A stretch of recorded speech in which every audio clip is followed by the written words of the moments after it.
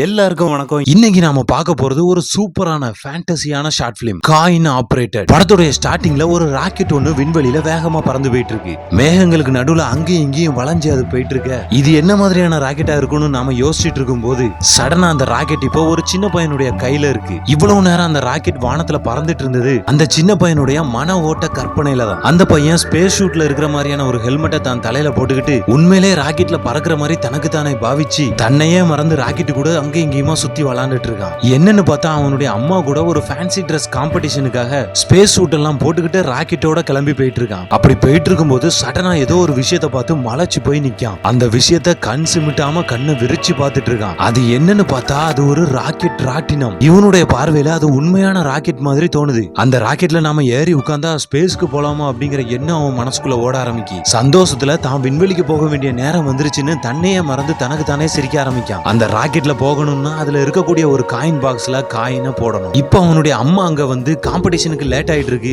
சீக்கிரமானு இவன் கைய பிடிச்சி இழுக்க இவன் அம்மா கூட போக மாட்டேங்கான். அந்த ராக்கெட்ல ஒரு தடவையாவது டிராவல் பண்ணணும்னு ஆசைப்படுறான். சோ தாங்கிட்ட இருக்கக்கூடிய ஒரு காயினை எடுக்கான். அதை அந்த ராக்கெட் ராட்டினத்துக்கு பக்கத்துல இருக்கக்கூடிய காயின் பாக்ஸ்க்குள்ள போடுறான். அப்புறம் ரொம்ப ஆசையா ஓடி வந்து எப்படியோ கஷ்டப்பட்டு ஏறி அந்த ராக்கெட்டுக்குள்ள உள்ள குதிச்சு விழுறான். உள்ள வந்தவன் உண்மையிலே தன்னை ஒரு விண்வெளி வீரனா நினைச்சு விண்வெளி பயணத்துக்கு தயாராகிற மாதிரி தன்னுடைய ஹெல்மெட் கண்ணாடி எல்லாம் போட அவனுடைய அம்மாவோ அவங்கிட்ட விண்வெளி வீரனுக்கு அடிக்கக்கூடிய சல்யூட் அடிக்க இவனும் இவனுடைய அம்மாவுக்கு சல்யூட் பண்றான். இப்ப பயங்கர எக்ஸைட்மெண்டோட அந்த ராக்கெட்டை ஆன் பண்றதுக்கான எல்லோ கலர் பட்டனை இவன் பிரஸ் பண்ண அந்த ராக்கெட் ராட்டினத்துல இருந்து ஒரு வித மியூசிக் வெளிப்பட ஆரம்பிக்கு. அந்த சத்தத்தோடய அந்த ராக்கெட் ராட்டினம் விண்வெளியை நோக்கி ஒரு 45 டிகிரி ஆங்கிள் மேல திரும்ப அதுக்குள்ள இருக்கக்கூடிய அந்த சின்ன பையன் தான் விண்வெளிக்கு போக போறான் அப்படிங்கறதுல பயங்கர எக்ஸைட்மெண்டா இருக்கிறான். அப்படியே விண்வெளியில பாயறதுக்கு வானத்தை பார்த்தபடியே அவன் உட்கார்ந்துட்டு இருக்க சடனா பார்த்தா அந்த ராக்கெட் ராட்டினம் அந்த இடத்துலயே தொட்டில் மாதிரி அசைஞ்சு அசைஞ்சு ஆட ஆரம்பிக்கு. இந்த சின்ன பையனுக்கு என்ன நடக்குதுங்கிறதே புரியல. ஏன் இந்த ராக்கெட் விண்வெளியை நோக்கி பாயாம ஒரே இடத்துல கிடந்து ஆடிட்டு இருக்குன்னு புரியாம பாத்துட்டு இருக்கான். இந்த ராக்கெட் சிஸ்டம்ல ஏதாவது பிரச்சனை ஆயிட்டு அப்படின்ட்டு அதை போட்டு குத்துறான். அதனுடைய ஸ்டார்ட் பட்டனை போட்டு அமுக்குறான். ஆனா எதுவுமே வேலைக்கு ஆகல. உண்மையிலே அது தொட்டில் மாதிரி ஆடக்கூடிய ஒரு ராக்கெட் ராட்டினம் தான். ஆனா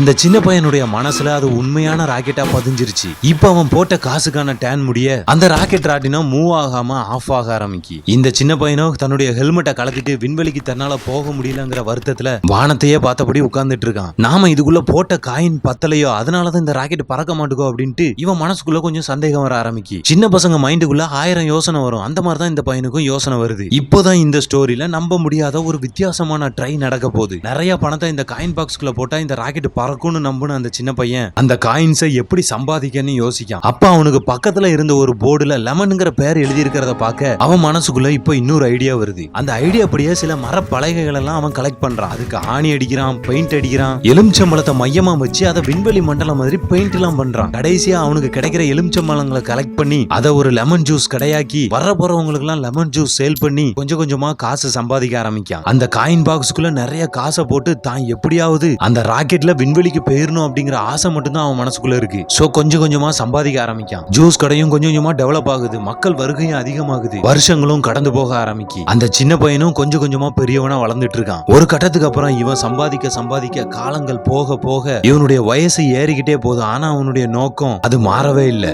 இப்ப பல வருஷத்துக்கு அப்புறம் அந்த சின்ன பையன் வளர்ந்து வயசான தாத்தாவா மாறிடுறான். அந்த ராக்கெட்ல பறக்கிறதுக்கு தனக்கு எவ்வளவு பணம் தேவைப்படும் இவன் டார்கெட் பண்ணியிருந்தானோ அந்த பணத்தை இப்ப முழுசா சம்பாதிச்சிட்டான். சோ இப்ப அந்த வயசான பையனுக்கு அந்த லெமன் ஜூஸ் கடையை அவன் போட்டதுக்கான நோக்கம் இப்ப நிறைவேறிட்டு. சோ இப்ப அந்த கடையை க்ளோஸ் பண்றான். தான் சம்பாதிச்ச மொத்த பணத்தையும் எடுத்துக்கிட்டு அந்த ராக்கெட் ராட்டினத்தை தேடி போறான். இப்பவும் அந்த ராக்கெட் ராட்டினம் அந்த இடத்துல தான் இருக்கு. ஆனா ரொம்பவே பழசாய் போயிருக்கு. அதை பார்த்ததும் இந்த தாத்தாவுக்கு பயங்கர சந்தோஷம். என்னதான் பெரிய ஆளா வளர்ந்தாலும் சின்ன பையனா இருக்கும்போது தான் வச்ச டார்கெட்டை நோக்கி மட்டும்தான் அவர் முன்னேறி போயிட்டு இருக்காரு. இப்ப தான் சம்பாதிச்ச மொத்த பணத்தையும் எடுத்து அந்த ராக்கெட் ராட்டினத்துடைய காயின் பாக்ஸ்குள்ள மெதுவா கொட்ட ஆரம்பிக்காரு. மொத்த பணத்தையும் உள்ள கொட்டிடுறாரு.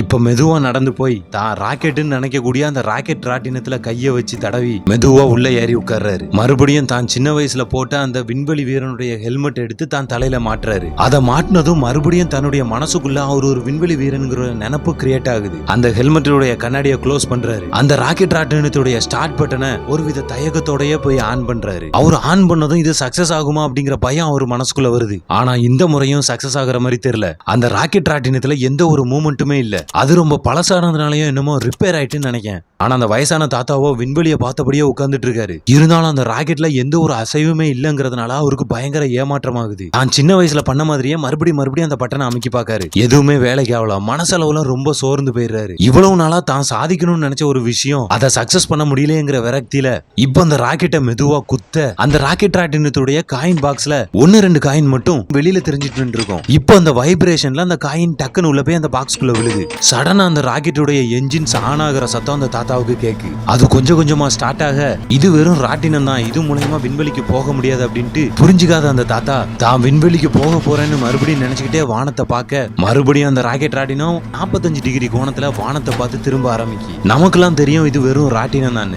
ஆனா அதை உண்மையான ராக்கெட்னு நினைச்சுதான் அந்த தாத்தா இதெல்லாம் பண்ணிட்டு இருக்காரு. இப்ப யாரும் எதிர்பார்க்காத நேரத்துல சடனா பார்த்தா அந்த ராக்கெட் ராட்டினத்துடைய பின்னாடி ஃபியூவல் இன்ஜெக்ட் ஆகி டக்குன்னு அது விண்வெளியை நோக்கி ராக்கெட் மாதிரி சீறி பாய ஆரம்பிக்கு. அந்த சின்ன பையனுடைய மனநிலையோட அந்த தாத்தா அந்த ராக்கெட்ல பறந்து போறாரு. இந்த ஒரு அழகான ஷார்ட் பிலிம்ல என்ன சொல்ல வராங்கன்னா, சாத்தியமே இல்லாத ஒரு விஷயம்னு இந்த உலகமே சொன்னாலும் அதை சாத்தியப்படுத்த முடியும்னு நம்பி அதுக்கான முயற்சியை நாம பண்ணிக்கிட்டே இருந்தோம்னா அந்த சின்ன பையனுடைய மிஷன் சக்சஸ் ஆன மாதிரி ஒரு நாள் நாமளும் சக்சஸ் ஆகும். வீடியோ பிடிச்சிருந்தா லைக் பண்ணுங்க, உங்க ஃப்ரெண்ட்ஸ்க்கு ஷேர் பண்ணி சப்போர்ட் பண்ணுங்க. இது உங்க சேனல் சிவா ஸ்டப்பிங் படம். நான் உங்கள் சிவா, சன் ஆஃப் பாஸ்.